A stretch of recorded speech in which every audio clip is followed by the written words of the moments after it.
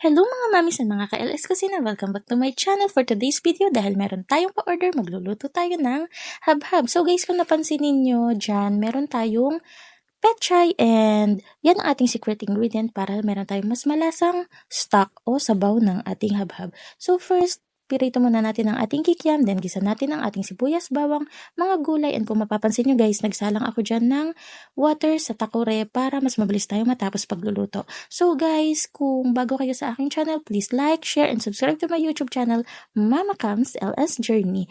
And after natin maggisa guys, and malagyan natin ang ating water, papakuluin lang natin yan with pampalasa, asin, paminta, konting asukal, oyster sauce, and toyo.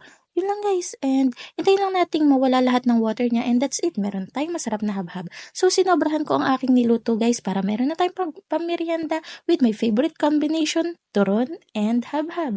So thank you for watching guys!